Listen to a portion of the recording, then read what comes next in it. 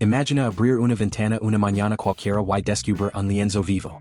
No una pintura colgada en una galería, sino un espectáculo real donde los árboles se visten de oro, las montañas susurran secretos al viento y los tejados de madera se abrigan con neblina. Este escenario no es producto de la fantasía ni de una producción cinematográfica. Es el otoño en los pueblos más pintorescos de Suiza, una estación que no solo transforma el paisaje, sino también el ritmo de la vida, el alma de sus habitantes y el silencio que todo lo envuelve. A diferencia del bullicio de las ciudades, donde las estaciones pasan sin ceremonias, aquí cada hoja queda es un poema, cada brisa fresca una historia, y cada paso en un sendero humido es una comunión con la tierra. En lugares como Lauterbrunnen, Solio, Zermatt o Grindelwald, el otoño no se limita a ser una estación.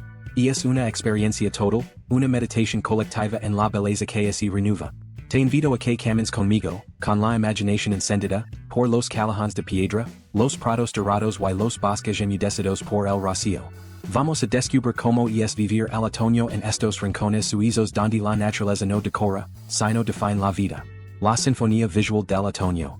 Cuando el otoño se instala en Suiza, no lo hace con alardes ni estridencias. No necesita pancartas, ni anuncios en las vitrinas. Su llegada es un acto silencioso, casi íntimo. Se presenta primero con una brisa diferente, más fresca, que baja desde los picos nevados y acaricia los campos con dedos de hielo suave. Los días comienzan a cortar sin que nadie proteste, como si la luz misma entendiera que es hora de retirarse con dignidad. Y entonces, sin previo aviso, los colores comienzan a cambiar. Lo que era verde intenso se torna lentamente en un espectáculo cromático que desafía la paleta de cualquier pintor. Naranjas encendidos, rojos profundos como rubis antiguos, dorados que parecen arrancados de un tapiz bizantino. Los árboles, hasta entonces vestidos de verano, se despojan de su antigua identidad y se engalanan con trajes que parecen de reyes, como si supieran que esta será su última gran aparición antes del sueño blanco del invierno. Las laderas alpinas, cubiertas de bosques interminables, se transforman en verdaderas orquestas visuales. Cada especie interpreta su propio acorde. Los arces vibran en rojo escarlata. Los abetos siempre discretos, se visten de oro pulido. Los castaños lanzan hojas como estrellas quedas. Incluso los pinos, que permanecen verdes, parecen intensificar su tono, como si quisieran destacar entre tanto fuego vegetal. En aldeas como Solio, un pueblo suspendido en el tiempo en los límites del cantón de los Grisons, el otoño se filtra por cada rendija. Las casas, construidas con piedra ancestral, de muros gruesos y ventanas pequeñas, cobran vida nueva bajo la luz dorada del atardecer. Las fachadas, que durante el verano se mostraban sobrias y algo melancólicas, ahora se ven cubiertas por enredaderas que se tienen de carmesí, como lenguas de fuego acariciando la piedra. No es raro ver geranios otoñales rebosando desde los balcones, como si quisieran ofrecer una última floración a los transeúntes antes de que el frío las obligue a requerirse. Cada jardín, cada rincón, parece haber sido dispuesto con una intención artística. En realidad no es así, son manifestaciones espontáneas del ciclo natural, pero la armonía es tal que cuesta creer que no haya una mano invisible detrás de tanta belleza. Y es como si el mismo otoño al entrar en Suiza, se convirtiera en un pintor incansable, obsesionado con los matices, con la textura de la luz sobre la piedra humida, con la danza del viento entre los talos.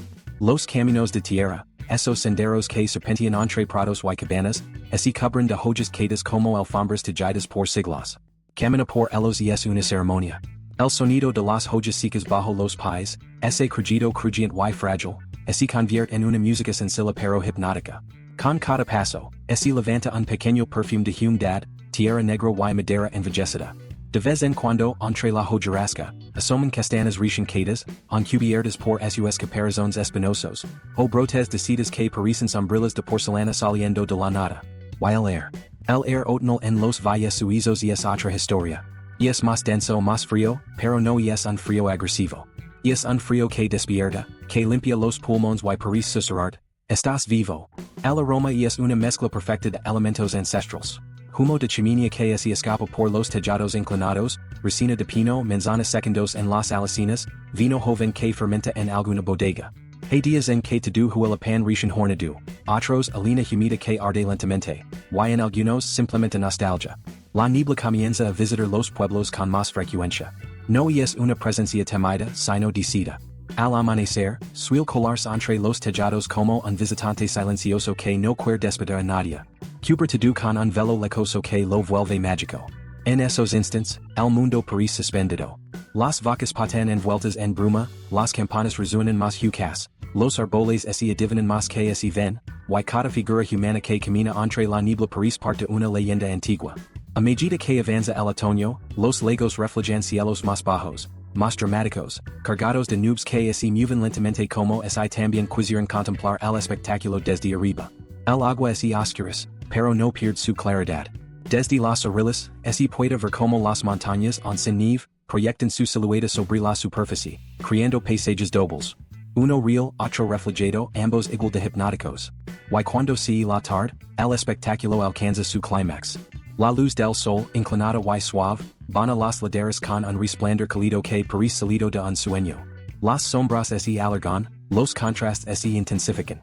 Las ventanas se iluminan por dentro con luces amarillentas, y por fuera el mundo parece cubierto por una manta de miel líquida. No hay mejor momento para caminar en silencio, para detenerse en mitad del sendero y simplemente mirar. En estos pueblos, no se necesitan fuegos artificiales ni decoraciones sofisticadas para celebrar el otoño. El espectáculo está allí cada día cada hora. Solo hay que saber verlo. Los árboles hacen su reverencia final antes de desnudarse, las aves migratorias cantan su despedida, los habitantes preparan sus hogares para la llegada del invierno, y todo, absolutamente todo, respira el campus de una estación que no liga para imponerse, sino para revelar la belleza calada que el verano había cubierto con exceso de luz. Así es el otoño en Suiza.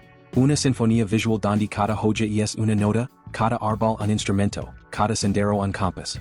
Una obra maestra que no se repite dos veces igual y que sin necesidad de aplausos, se graba en la memoria de quienes tienen el privilegio de vivirla.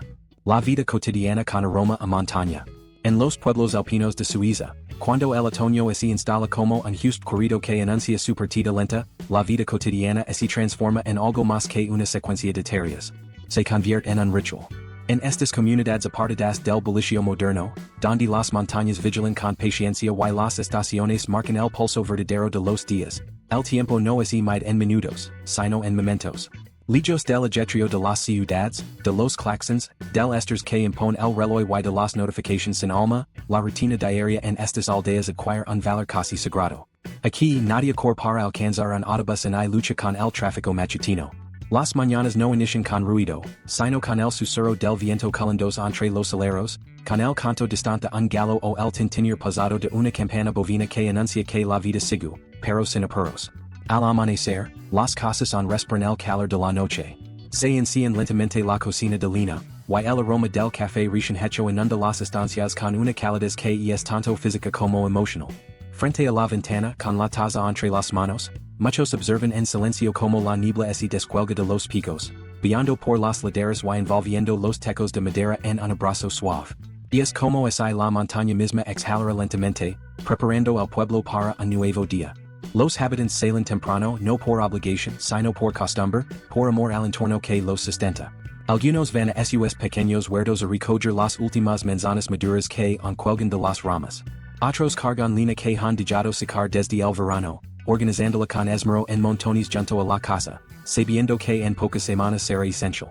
Las escobas de ramas se deslizan sobre los caminos empedrados para apartar las hojas húmedas antes de que se congelan. Todo se hace con respeto, con conciencia, con una profunda gratitud por lo que la naturaleza ofrece. En lugares como Zermatt, donde los vehículos están prohibidos y todo se mueve al ritmo de bicicletas, carros eléctricos o los propios pies, hasta los actos más mundanos adquieren una calidad casi meditativa. Ir al mercado, lavar pan a un vecino mayor, cruzar el pueblo para visitar a un amigo, no son simples diligencias. Son oportunidades para mirar el cielo, para notar cómo cambian los árboles, para saludar con una sonrisa a quien cruza tu camino. Aquí camina no es perdida de tiempo. Y es una forma de estar presente. Las panaderías comienzan a despedirse de los sabores veraniegos y a dar la bienvenida a lo otoñal.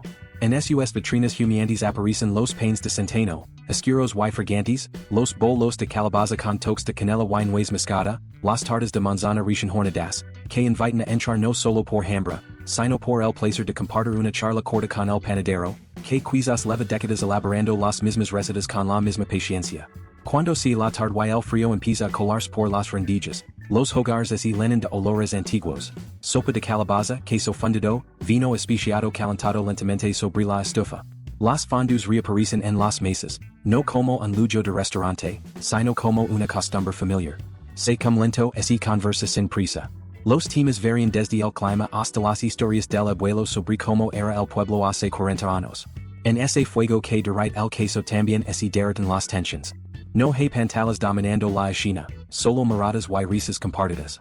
Los niños tienen una libertad que en otros lugares parece extinta. No pasan las tardes pegados a una tableta o viendo series infinitas. En su lugar, salen con gorros de lana y botas gastadas, a recorrer los campos, a trepar árboles y medio desnudos, a recoger hojas grandes y crujientes para formar coronas o figuras que luego pegarán en cartulinas. Aprenden a observar el cielo, a notar los cambios en el comportamiento de los animales, a identificar huellas en el barro que dan los zorros o tejones. En la escuela, los maestros no solo enseñan matemáticas y lengua, también cuentan leyendas locales sobre criaturas del bosque, sobre nieves tempranas que anunciaban augurios o sobre rocas que caminan cuando nadie las mira. A medida que el día se despide, las calles del pueblo se encienden con luces tenues. Farolas antiguos iluminan suavemente el empedrado, y por las chimeneas comienza a salir humo blanco que se eleva recto hacia el cielo, como si las casas suspiraran al unísono. Los abuelos se sientan en sus sillones de madera, a tejer a leer, o simplemente mirar el fuego. Afuera, el mundo gira, pero adentro, el tiempo ha detenido. No es que aquí no es trabajo, o que la vida sea una postal idílica sin problemas. Claro que hay desafíos, días duros, cansancio.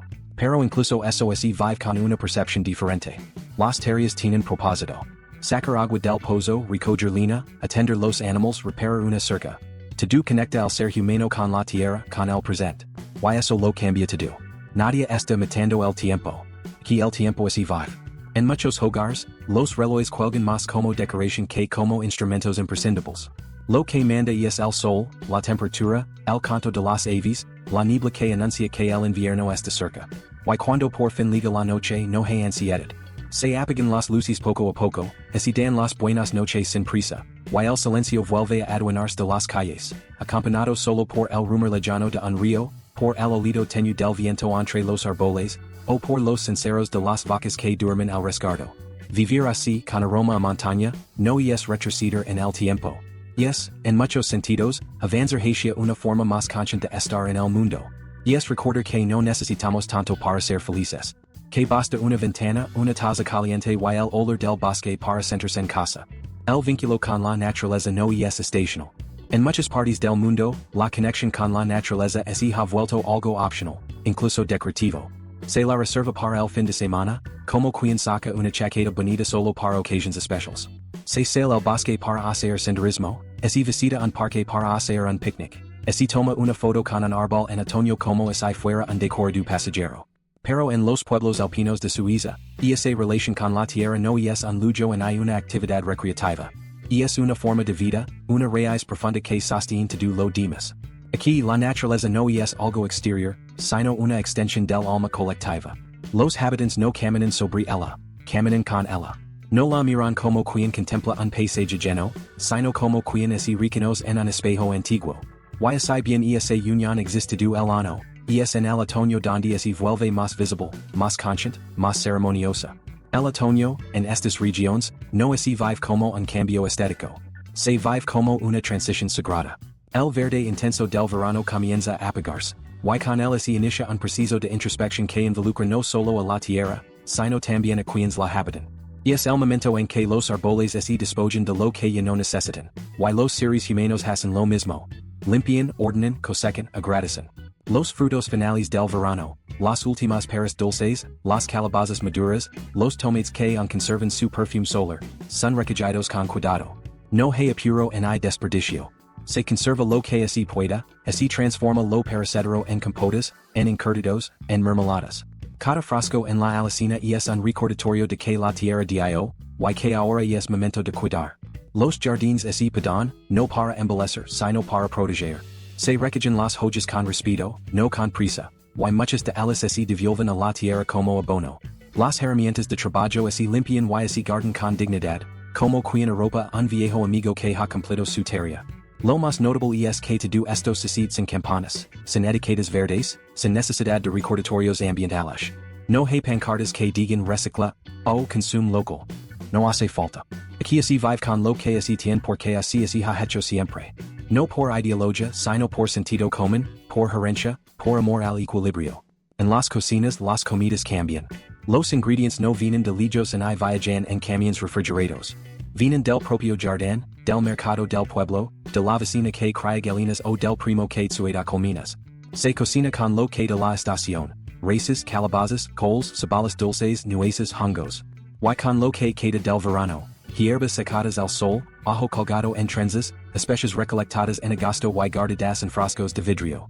Cada plato es una historia, cada sabor tiene una estación detrás. Los niños aprenden desde temprano que lo que así consume tiene un origen y un fin. Que la manzana no nace en un supermercado. Que la lina no aparece magicamente. Que el agua que sale del grifo habillado de los glaciares. Y por eso así valora. Por eso así sueda. Por eso no así derrocha. El sol, que en verano parecía eterno, ahora aparece con modestia. Sale más tarde, así esconde antes. Los habitantes lo saben y lo aprovechan. Las sábanas así lavan al mediodía. Las ventanas así abren con puntualidad para dejar entrar lo justo de luz y air. Las últimas tardes soledades así celebran como así celebra un buen vino. Con lentitud, con gratitud, con la conciencia de que no así repetirá igual. En las montañas los animales también así preparan. Las ardillas recolectan con furia silenciosa. Las vacas bejan de los pastos altos. Las aves comienzan a migrar. Los perros del valle, sabios centinelas del clima, cambian su comportamiento. Así recogen antes, duermen más. Y la gente observa todo eso no como curiosidad, sino como parte de su propio calendario. Aquí no así consulta tanto el reloj como el bosque. El verdadero pronóstico del tiempo lo da el canto de un mirlo, el color de las hojas, la forma en que baja el viento. No así trata de romanticismo ingenuo. En estos pueblos también hay dificultades, también hay incomodidades. Pero hay una diferencia enorme entre incomodidad y desconexión. Aquí nadie así siente separado del entorno. Si hace frío así abriga. Si llueve así recoge. Si hay menos comida, así comparte. Si hay que reparar así repara. Porque todo, tiene un ciclo. Y el otoño es el ciclo del cierre. No del final, sino de la transición. Se cierran las persianas un poco antes. Así cierran las cosechas, así cierran los caminos altos. Así cierran las manos alrededor de una taza caliente. Y en ese acto de cerrar, así encuentra una de las formas más puras de gratitud. Porque quien vive en comunión con la naturaleza sabe que el descanso también es parte del milagro. En estos pueblos, el otoño no es consumismo, en hay turismo temático en hay temporada de calabazas con especies. Yes pausa. Yes provision. Yes reverencia. Se guarda lo que serve. Se deja ir lo que ya cumplió su función. Se contempla. Se confía. Y eso, en un mundo cada vez más ruidoso y fragmentado, no es solo admirable. Es profundamente necesario. Hago una pausa para recordarte que sites gustando el video dejas tu like y suscribe para que no te pierdas videos como estos. Ahora sí continuamos. Rituals que dan sentido. Cuando así vivo ritmo de las estaciones, las celebrations no son eventos diseñados por calendarios turísticos ni estrategias de marketing. Son actos vivos, nacidos de la tierra y del tiempo. En los pueblos alpinos de Suiza, los rituals que tienen lugar durante el otoño no son solo fiestas. Son expresiones profundas de pertenencia, gratitud y continuidad. No son para entretener, son para recordar. Una de las tradiciones más conmovedoras del otoño es la alpapfart, conocida como la descarga del ganado. Después de pasar los meses de verano pastando en las alturas, donde el aire es más puro y los prados más verdes, las vacas regresan a los valles. Pero no lo hacen de forma silenciosa o anónima. Lo hacen como protagonistas de una procesión alegre y solemne a la vez. Cada animal desciende engalanado con coronas de flores frescas, lazos de colores, y las grandes campanas ceremoniales que cuelgan de sus cuellos resuenan por todo el valle como una sinfonía ancestral. El sonido no es casual. Cada campana tiene su propia voz, su propia historia, y algunos habitantes son capaces de reconocer a cada vaca solo por el tono que emite el camino. No es una fiesta creada para atraer visitantes, aunque inevitablemente muchos acuden para presenciarla. Es ante todo un acto íntimo. Un momento en el que las familias agradecen, con emoción verdadera, por un verano sin accidentes, por la salud de sus animales, por la leche que se transformó en queso, por las madrugadas de trabajo y las noches serenas bajo las estrellas. Se agradece el esfuerzo compartido, el pasto que creció, el clima que permitió, la vida que resistió.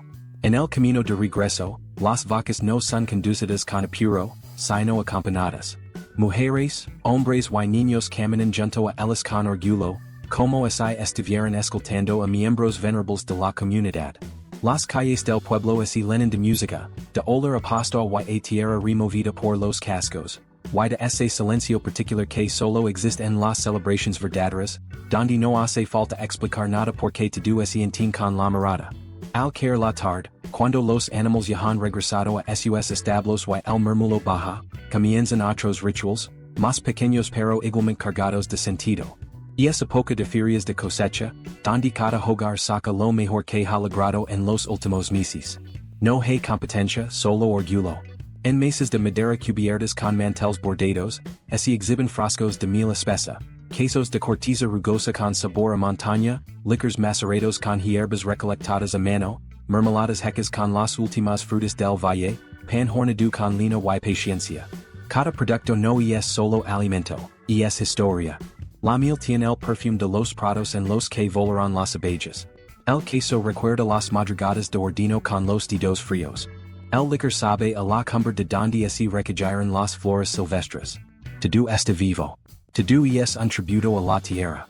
En muchos pueblos al caer la noche cuando ya no quedan más luces que las de las velas y los faroles, los ancianos se sientan en las plazas o cerca del fuego a contar historias. No leen libros. Hablan desde la memoria. Cuentan leyendas del valle, de gigantes dormidos bajo los glaciares, de pastores que conversaban con el viento, de estrellas que solo se encienden cuando se canta cierta canción. Y los niños con los ojos abiertos como lunas linas, escuchan en silencio, como si supieran que esas palabras, más que cuentos, son leves antiguas para entender el lugar que habitan. Al fondo, los Alpes permanecen en sombra, como centinelas que también escuchan. Las estrellas comienzan a aparecer una sobre sus cumbres. No se apresuran. Parecen encenders con el mismo ritmo que el pueblo ha aprendido a respirar. Lento, natural, exacto. Estos rituals no tienen fecha exacta. No hay una cuenta regresiva.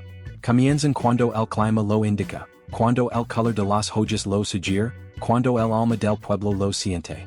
Son como la tierra misma. Impredecibles pero constantes, cambiantes pero fieles. Nadie los organiza en un comité ni los promueve en redes sociales. Simplemente ocurren. Como siempre han ocurrido. Como seguirán ocurriendo mientras haya personas que amen la montaña no solo por su belleza, sino por lo que representa. Y es en esos gestos, una flor sobre una vaca, un queso entregado con orgullo, un cuento susurrado al calor del hogar, donde el otoño adquiere su verdadera dimensión. No como una estación del año, sino como una ceremonia de vida. Una celebración de lo esencial. Una pausa que no detiene, sino que conecta. La arquitectura también se adapta. En los pueblos alpinos de Suiza, las casas no son solo estructuras que protegen del clima. Son organismos vivos, herencias familiares, templos de la memoria y testigos silenciosos del paso del tiempo. Cada piedra colocada, cada viga de madera, cada clavo que asoma tiene una razón, un propósito, una historia que se respira con solo tocar sus paredes. En otoño, cuando el frío comienza a insinuarse con delicadeza y el aire anuncia que el invierno no está lejos, la arquitectura se vuelve más que nunca una aliada íntima del hogar. Las viviendas no reaccionan con ansiedad, sino con sabiduría. Como ya supieran lo que viene, se preparan con gestos heredados generación tras generación. Se colocan protecciones de madera o lino grueso en las ventanas, no solo para resguardar del frío, sino para mantener el calor en el interior como se acurruca el alma de la casa. Las cobijas de lana, muchas talladas a mano por abuelas que aprendieron el arte desde niñas, se secan de los baúles y se airean al sol otoñal. Algunas huelen todavía a lavanda seca o a cedro, guardians naturales contra el olvido. Los techos, cubiertos con tablones de alerza o castano, se revisan cuidadosamente. Se reemplaza la madera astelada, se reforman las tallas sueltas. Las maderas nuevas recién cortadas destilan resina. Una fragancia profunda, terrosa, que se mezcla con el humo de las chimeneas encendidas y el olor de las hojas secas acumuladas en los canales de agua. Y es el perfume de una casa viva. En muchas de estas construcciones, especialmente en regiones como Lauterbrunnen, Grindelwald o Sils Maria, las puertas no son meros puntos de entrada. Son portales simbólicos. Taladas a mano, con herramientas sencillas y paciencia infinita, muestran grabados que combinan arte y creencia. Un sol con reyes largos para echar la buena fortuna. Un esperal celta que representa el ciclo de las estaciones. Una cruz alpina que bendice las cosechas. Un corazón para honrar a quienes habitan dentro. Cada símbolo tiene una función espiritual. Proteger, invocar, recordar. Son oraciones silenciosas esculpidas en madera. Las ventanas, pequeñas y profundas, están diseñadas así no solo para aislar mejor del frío, sino para enmarcar el paisaje. Y es que en estos pueblos mirar por la ventana no es perder el tiempo, es parte vivir. Desde dentro, así vi como si la niebla, como bailan las hojas, como cambian los colores del bosque. El marco de la ventana es literalmente un cuadro cambiante. Una característica encantadora de estas casas es que muchas no llevan números, sino nombres. En vez de calle 2 número 18, uno encuentra letreros talados con palabras como Sonnenblick, Vista del Sol, Alpenfrieden, Paz de los Alpes, Herbsttraum, Sueño de Otoño, o Hirtenhaus, Casa del Pastor. Estos nombres no son al azar. Reflejan el alma de la vivienda, su ubicación, su energía, su pasado. A veces son bautizos otorgados por los fundadores. Otras veces, nacen de una historia íntima. Una carta amorosa escrita en la casa, una vista que salvó a alguien del dolor, una canción que siempre así cantaba Ali. En muchos casos, estos nombres así han mantenido por siglos. Pasan de generación en generación como parte de una identidad heredada. Y los vecinos los conocen, no por dirección postal, sino por afecto. Vamos a cenar al Sonnenblick. Dicen como así nombre la casa fuera invocar un lugar del alma. Y es que estas casas tienen personalidad. Algunas parecen cerradas y discretas, como abuelas silenciosas que observan sin juzgar.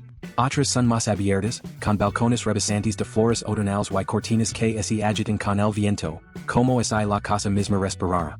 Hay viviendas que, al entrar, aún conservan los pisos de madera que crujen con cada paso, chimeneas antiguas con inscriptions, armarios empetrados que guardan vigilas de porcelana con inicials grabadas hace 100 años. Los interiores acogedores y funcionales, no siguen modas, siguen necesidades. Hay estanterías con libros encuadernados en tela, relojes de péndulo que marcan el tiempo con solemnidad, lámparas de aceite reconvertidas, fotografías sepia de bisabuelos en ropa de lana frente a la misma montaña que se ve por la ventana. Nada sobra. Nada falta. Cada objeto ha sido elegido por una razón. Cada espacio tiene su rol. Cada grita en la pared cuenta una historia que, si escucha con atención, revela siglos de vida sencilla, de esfuerzo silencioso, de belleza sin artificios. Y así, en otoño, estas casas se transforman en refugios sagrados. No así llenan de adornos superfluos, y cambian su apariencia para agradar a la estación. Se abren al cambio desde la raíz. Se adaptan como lo hace el bosque, sin hacer ruido pero con una sabiduría profunda. Vivir en una de ellas es vivir dentro del paisaje, no separado de él. Es tener la certeza de que la arquitectura, en estos pueblos, no es una imposición sobre la naturaleza, sino una conversación eterna con ella. Una conversación de madera, de piedra, de silencio. Una conversación que así reanuda cada otoño, cuando la casa respira, así prepara, así protege, y espera. El silencio que lo dice todo. Y hablando de silencio, hay algo que define al otoño suizo y es su capacidad de amplificar lo invisible. En estas montañas, el silencio no es ausencia, es presencia pura. Es el sonido de una joya al caer, del viento acariciando las copas de los árboles, del agua que corre entre piedras antiguas. Es un silencio que invita a mirar hacia adentro, a reconciliarse con uno mismo. Muchos viajeros que llegan aquí solo por unos días terminan quedando semanas. No por una atracción concreta, sino por esa sensación de pertenencia inexplicable, como si el paisaje reconociera algo en ti que tú habías olvidado. Los niños del otoño. Aquí, los niños viven el otoño con una mezcla de asombro y libertad. No les importa el barro en las botas o el frío en las mochilas. Corren entre los campos, persiguen ardillas, recolectan hojas para formar coronas o espantan a los cuervos que anuncian la llegada del cambio. Aprenden cosas que no se enseñan en los libros. Cuando el cielo huele, a nieve, como se reconocen las pisadas de un ciervo, porque algunas nubes anuncian tormenta y otras solo nostalgia. Son niños que no necesitan parques artificiales, porque su patio es el mundo. El crepúsculo más hermoso del año. Cuando el sol comienza a esconderse en otoño, lo hace de una manera que conmueve. La luz dorada baña los valles con una calidez que contrasta con el aire frío. Las sombras se alargan, los colores se intensifican, y por un instante, el paisaje parece detenerse para ser contemplado. Muchos se sientan en las bancas de la plaza, con una taza de infusión humante, y simplemente miran. No hace falta hablar. no hace falta hacer. El mundo en ese momento ya es sufficient. Y hasta acá el video de hoy, recuerda dejar tu like si te ha gustado el video y suscribir activando la campanita de notifications para que no te pierdas más videos como estos. Nosotros nos vemos en la próxima.